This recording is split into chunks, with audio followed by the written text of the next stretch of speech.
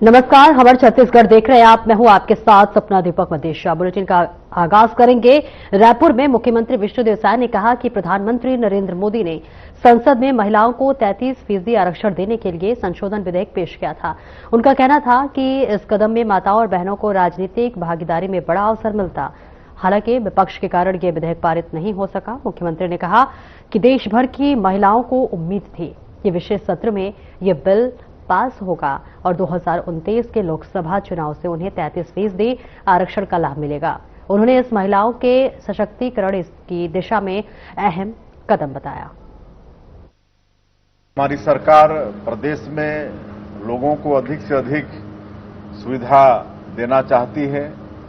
हर योजनाओं की जानकारी लोगों तक पहुंचे और उनको सुख सुविधा पहुंचे, इसके लिए सुशासन तिहार कल 1 मई से 10 जून तक जो चलने वाला है उसका शुभारंभ हो रहा है और इसमें जगह जगह समाधान शिविर भी लगेंगे और जो लोगों की समस्याएं होंगी उनको लिया जाएगा और उनका समाधान किया जाएगा और जिलों में समीक्षा बैठकें भी होंगी और इसमें हम स्वयं जाएंगे, हमारे मंत्रीगण जाएंगे, हमारे सांसद विधायकगण जाएंगे, हमारे निर्वाचित जनप्रतिनिधिगण वो लोग भी जाएंगे और एक प्रयास होगा जिस तरह से पिछले साल भी सुशासन तिहार में हम लोगों के बीच में गए थे, तो इस साल भी लोगों के बीच हम लोग जाने वाले हैं। और भिलाई के पीजी नर्सिंग कॉलेज सेक्टर 9 में साहित्यिक संस्था आरंभ के तत्वाधान में राज्य स्तरीय काव्य पाठ कार्यक्रम आयोजित हुआ, जहां कार्यक्रम में कवियों और विद्यार्थियों ने प्रभावशाली प्रस्तुतियों से श्रोताओं को मंत्रमुग्ध कर दिया। आपको बता दें, मुख्य अतिथि वरिष्ठ व्यंग्यकार रवि श्रीवास्तव और अध्यक्षता प्राचार्य डॉक्टर राजा प्रिंसी ने की। इस बीच विशिष्ट अतिथि डॉक्टर अंजन कुमार ने साहित्य की प्रासंगिकता पर विचार कर रखे कार्यक्रम का संचालन नूरसवाहा सबा ने किया। अंत में सभी प्रतिभागियों और अतिथियों को सम्मानित कर कार्यक्रम का समापन किया गया। साथ ही आयोजन में साहित्य प्रेमियों की उत्साहपूर्ण भागीदारी रही।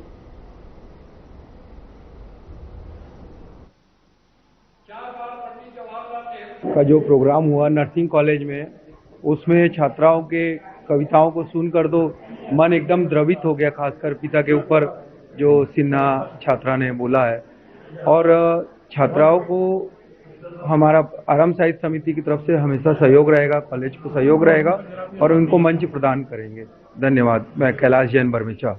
नमस्कार, हम सब पीजी कॉलेज की छात्राएं हैं और आज आरंभ साहित्य समिति ने 1 दिवसीय कविता सम्मेलन रखा था और हम बहुत शुक्रगुजार हैं आरंभ का कि हमें एक मौका मिला अपना विचार प्रकट करने का। हम बहुत शुक्रगुजार हैं। धन्यवाद। अच्छा लगा। मैं महासचिव भी हूँ और आज के प्रोग्राम की एंकर भी हूँ और आज हमारा आरंभ का जो है ये पहला काव्य पाठ हुआ था और हमारी संस्था का ये उद्देश्य है कि हम हर 2 महीने में किसी न किसी कॉलेज में काव्य पाठ कराएं और नए रचनाकारों को एक मंच देने का ये संस्था बहुत अच्छा काम कर रही है और ये प्रगतिशील विचारधारा की संस्था है। प्रगतिशील विचारधारा की संस्था है। यहाँ सब इंसान है, यहाँ कोई हिंदू मुस्लिम सिख ईसाई नहीं है।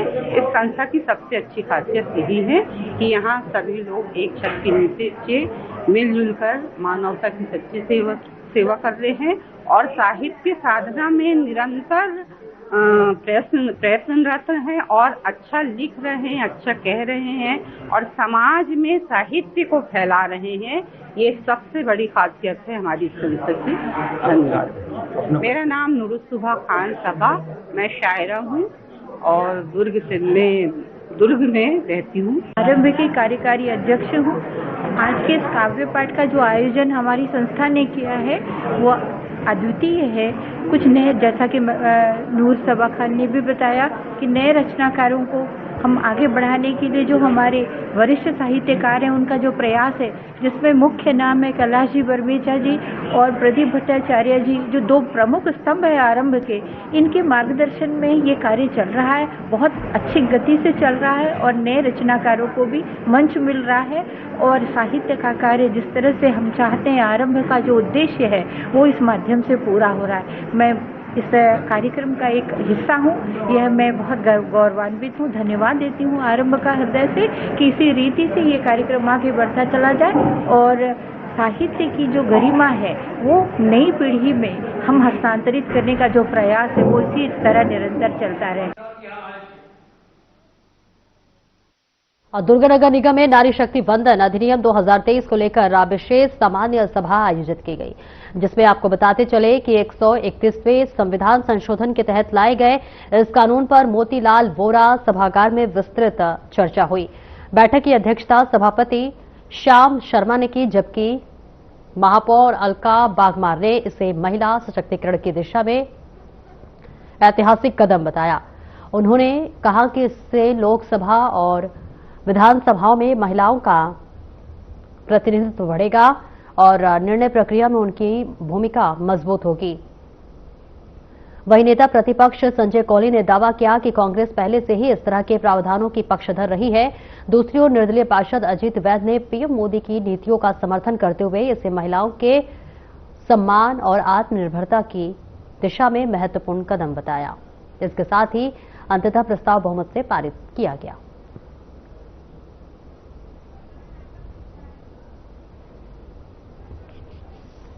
नारियों के सम्मान को जो ठेस पहुंचा था 17 अप्रैल 2026 को पारित नहीं होने दिया, इसी वजह से आज निंदा प्रस्ताव रखा गया है। और आप शहर की उन महिलाओं के पास जाके आप पूछिए कि जिनको निर्णय लेने की जिनमें क्षमता है, उन महिलाओं को कितना अपमानित होना पड़ा है, आपको वहीं से पता चल जाएगा।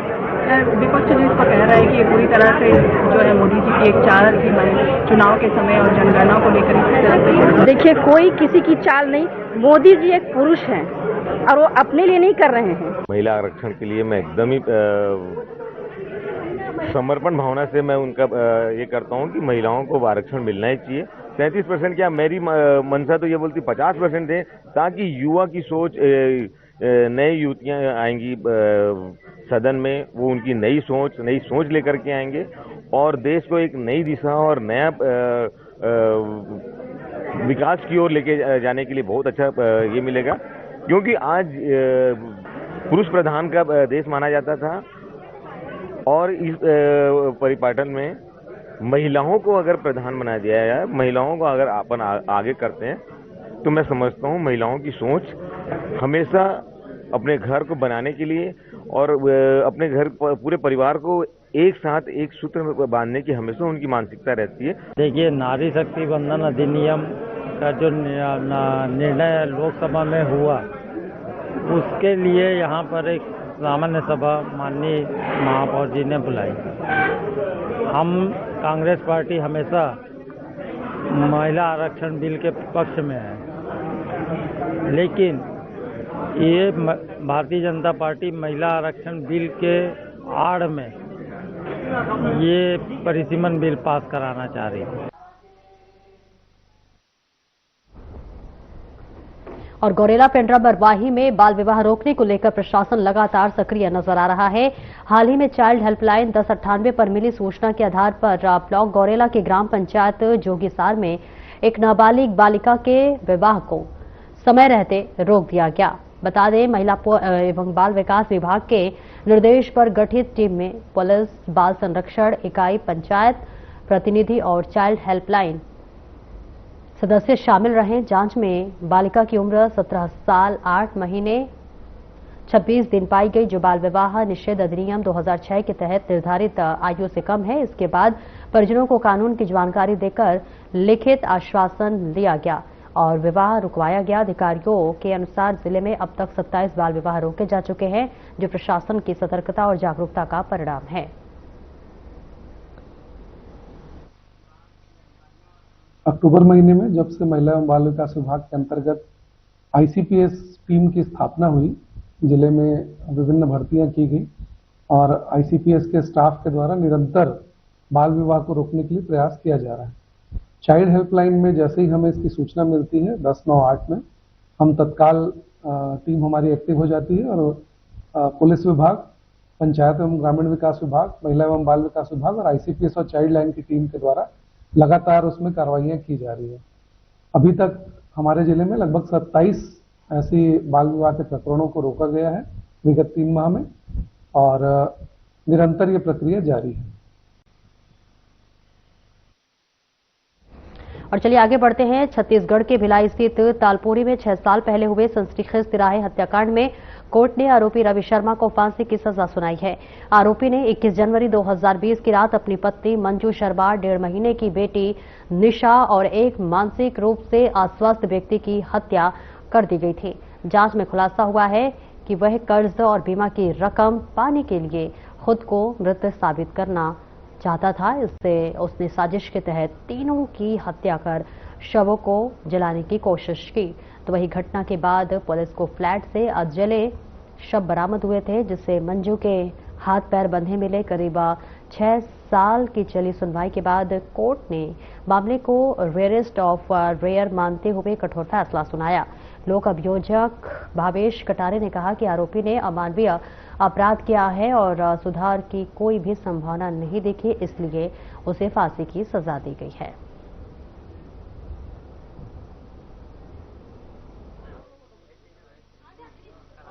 तालपुरी का मामला है, ये 2020 की घटना है। वहाँ एक रहने वाले आरोपी था रवि शर्मा करके, उसने 3 हत्याएं किया था। एक अपने जैसे दिखने वाले आदमी की हत्या किया था, अपनी जो पत्नी थी उसकी हत्या किया था और एक अपनी लड़की की हत्या किया था जो मात्र 2 माह की थी। और जिस तरह से मारा था उसने, तो ये प्रकरण जो है वो गंभीर अपराध की श्रेणी में आता है।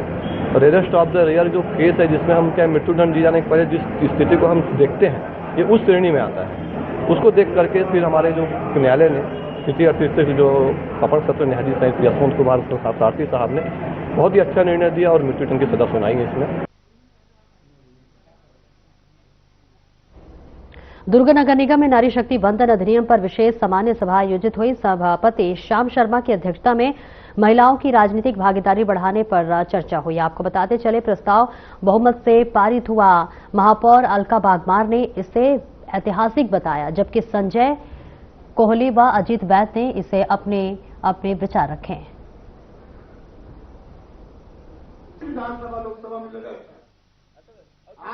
देखिए, नारी शक्ति बंधन अधिनियम का जो निर्णय लोकसभा में हुआ, उसके लिए यहाँ पर एक सामान्य सभा माननीय महापौर जी ने बुलाई। हम कांग्रेस पार्टी हमेशा महिला आरक्षण बिल के पक्ष में है, लेकिन ये भारतीय जनता पार्टी महिला आरक्षण बिल के आड़ में ये परिसीमन बिल पास कराना चाह रही है। हमारा कांग्रेस पार्टी का स्टैंड है सीधा कि हम 543 सीट में जब 2023 में निर्णय हो गया था, बिल बन गया है, राष्ट्रपति जी की दस्तखत हो गई है, तो 543 में 33% का आरक्षण आप दे दीजिए। और 2024 में अगर चुनाव कराए हैं तो उसमें 33% का आरक्षण दे के चुनाव कराना था। लेकिन माननीय मोदी जी आज इतनी हिम्मत नहीं है, उस समय वो 33% आरक्षण एकदम महिला आरक्षण के लिए मैं एकदम ही समर्पण भावना से मैं उनका ये करता हूँ कि महिलाओं को आरक्षण मिलना ही चाहिए। 33% क्या, मेरी मंशा तो ये बोलती 50% है, ताकि युवा की सोच, नई युवतियां आएंगी सदन में, वो उनकी नई सोच लेकर के आएंगे और देश को एक नई दिशा और नया विकास की ओर लेके जाने के लिए बहुत अच्छा ये मिलेगा। क्योंकि आज भारत देश पुरुष प्रधान का देश माना जाता था और इस परिपाटन में महिलाओं को अगर प्रधान बना दिया जाए, महिलाओं को अगर अपन आगे करते हैं, तो मैं समझता हूं महिलाओं की सोच हमेशा अपने घर को बनाने के लिए और अपने घर पूरे परिवार को एक साथ एक सूत्र में बांधने की हमेशा उनकी मानसिकता रहती है। तो यही परिकल्पना उनका अपने वार्ड के प्रति, अपने देश के प्रति, अपने प्रदेश के प्रति और अपने शहर के प्रति रहेगी। मैं हमारे देश के माननीय श्री प्रधानमंत्री जी नरेंद्र मोदी जी की इस पहल को और इस बड़े फैसले की एकदम हृदय की गहराइयों से मैं स्वागत करता हूं और पूरे भारतवर्ष के जितने भी सदन हैं, सारे सदनों से, सारी जनता से यह अपील करूंगा कि इस बिल को पास होने के लिए आप कहीं ना कहीं कह रही है कि जो बिल है पहले ही ला चुकी थी कांग्रेस के द्वारा, इसे अभी चुनाव को देखते हुए मोदी जी द्वारा लाया गया है। देखिए, मैं कहीं और बाहर नहीं जाऊंगा, दुर्ग शहर की बात करता हूं। आप और मैं, आज जो मेरी उम्र होगी, मैंने जहां से होश संभाला है, मैंने दुर्ग शहर में कांग्रेस का प्रत्याशी। देखिए, नारियों के सम्मान को जो ठेस पहुंचा था, 17 अप्रैल 2026 को पारित नहीं होने दिया, इसी वजह से आज निंदा प्रस्ताव रखा गया है। और आप शहर की उन महिलाओं के पास जाके आप पूछिए कि जिनको निर्णय लेने की जिनमें क्षमता है, उन महिलाओं को कितना अपमानित होना पड़ा है, आपको वहीं से पता चल जाएगा। विपक्ष जो इस पर कह रहा है कि ये पूरी तरह से जो है मोदी जी की एक चाल थी चुनाव के समय और जनगणना को लेकर। देखिए, कोई किसी की चाल नहीं, मोदी जी एक पुरुष हैं और वो अपने लिए नहीं कर रहे हैं, भारत की नारियों के लिए कर रहे हैं, तो उनके लिए कैसे हो सकता है, पहली बात। और दूसरी बात, क्योंकि अभी जनगणना में और परिसीमन में समय लगेगा, लेकिन 2029 में इसको लागू करना था, इसी वजह से सीट बढ़ा के किया जा रहा था, कहीं कोई दिक्कत नहीं थी। आज जो निगम में निंदा पत्र आप लोग द्वारा पाते हैं, इससे कितना असर पड़ेगा? आपको शहर में घूमेंगे तो इसका असर दिखेगा।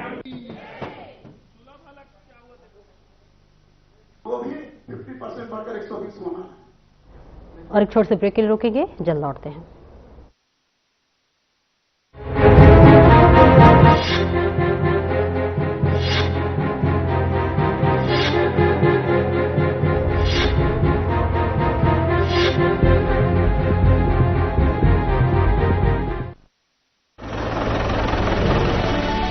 जिस पहल ने छत्तीसगढ़ के जनजीवन में सरकार और आम जनता के बीच विश्वास का सेतु बनाया। पिछले साल प्रारूप कुछ अलग था। उसमें पहले 1 महीना तो समस्या कलेक्ट किए थे, फिर करीब 40 लाख समस्या पे उसका निदान किए थे 1 महीना तक, फिर आखिर में समाधान शिविर लगाए थे। जन जन तक पहुंचने का सुशासन सरकार का यह प्रयास अब और व्यापक स्तर पर फिर से शुरू किया जा रहा है। सुशासन तिहार 2026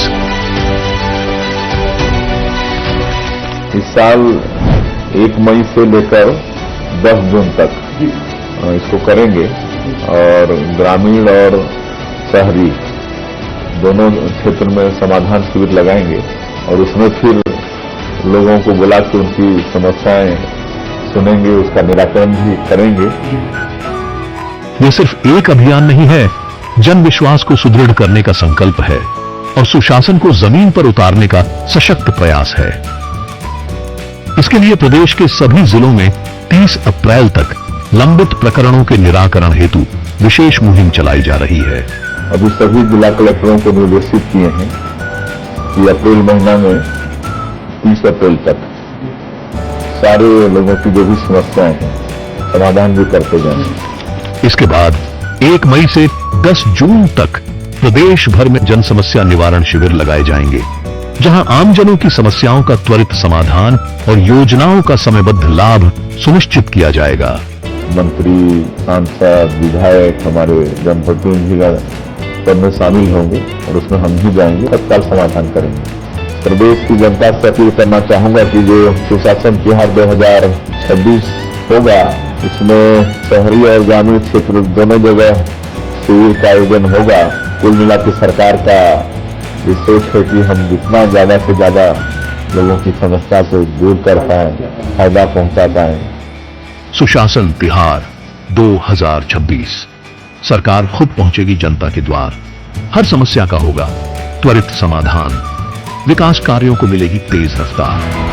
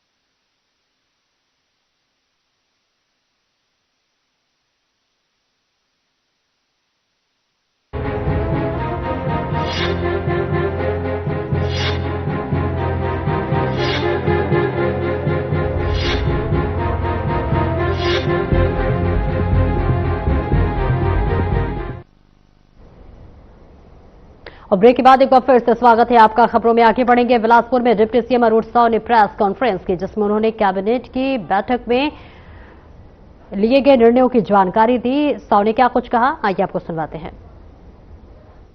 आज राज्य कैबिनेट की बैठक मुख्यमंत्री आदरणीय विष्णुदेव साय जी की अध्यक्षता में आहूत की गई। बैठक में कई महत्वपूर्ण निर्णय लिए हैं, उसकी जानकारी आपके सामने मैं प्रस्तुत करने के लिए उपस्थित हुआ हूं।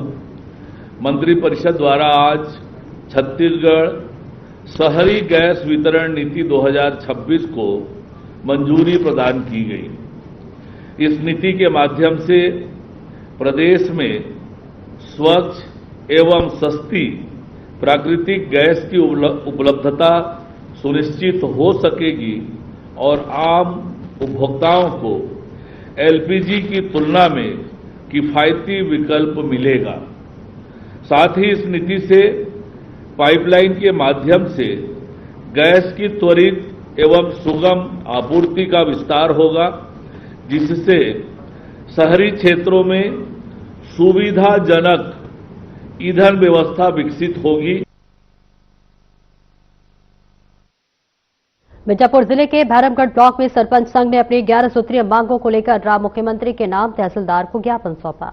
आपको बताते चले, सरपंचों ने ग्राम पंचायतों में सीसीए सड़क, पुलिया और भवन निर्माण कार्यों की जल्द स्वीकृति मांग के साथ ही निर्माण कार्यों की सीमा 20 लाख से बढ़ाकर 50 लाख रुपए करने, ठेकेदार प्रथा खत्म करने और सरपंचों का मानदेय बढ़ाने की मांग उठाते हुए उन्होंने 2000 रुपए मासिक पेंशन की भी मांग की है। सरपंचों का कहना है कि लंबे समय से विकास कार्य लंबित हैं, जिससे कि ग्रामीण क्षेत्रों में असंतोष बढ़ रहा है।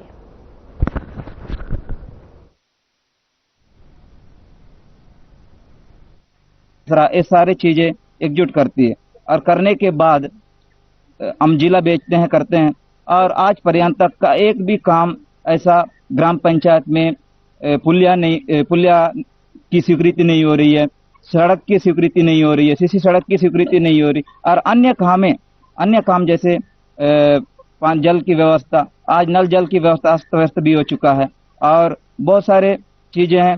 और उसके बाद हमारे 11 मांगों से लेकर के पहला मांग है, अभी तो केवल माननीय मंत्री जी केवल सरपंचों को बहाना बनाने का था, इसीलिए हम लोग आज नक्सल मुक्त हर पंचायत में हुआ है, उन पंचायतों में 1 करोड़ रुपया देने का हम लोग मांग रख रहे हैं सरकार से। सरपंच संघ भैरमगढ़ के माध्यम से मुझे एक ज्ञापन दिया गया है, जिसमें ग्राम पंचायतों में निर्माण कार्य की स्वीकृति के संबंध में उनके द्वारा 11 सूत्री मांगे लिखा गया है। अब ये हमारे उच्च अधिकारियों को हम प्रेषित कर देंगे और इसका निराकरण तो शासन स्तर से ही संबंधित है, तो निराकरण शासन स्तर से होगा।